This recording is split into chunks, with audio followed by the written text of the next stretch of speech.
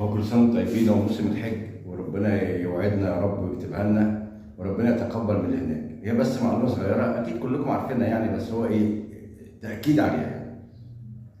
هو يا جماعه من الناس بتروح تقف في عرفات دي كده كلها منطقه عرفه. هنا في جبل، الجبل ده اسمه جبل الرحمه، ملوش علاقه بعرفات. دي هنا عرفات كل دي.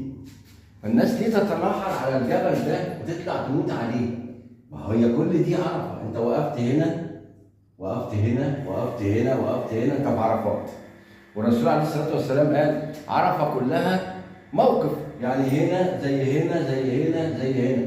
الجبل ده جزء، مش هو ده الاساس.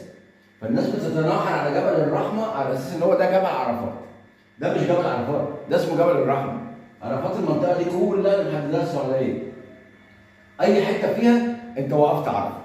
فمش داعي تتنحر على الجبل ده، لان بيموت ناس كتير من التنحر عليه، وهو اساسا مش هو ده الحج. الحج في عرفات كلها، لكن مش ده بس. هي معلومه يا رب توصل، ويا رب الناس تقعد في اي حته في عرفه. مش لازم الجبل ده اللي كلكم تتنحروا عليه على اساس ان هو ده جبل عرفه وده مش جبل عرفه. ربنا يتقبل منكم يا رب ويوعدنا ويتوب علينا ربنا.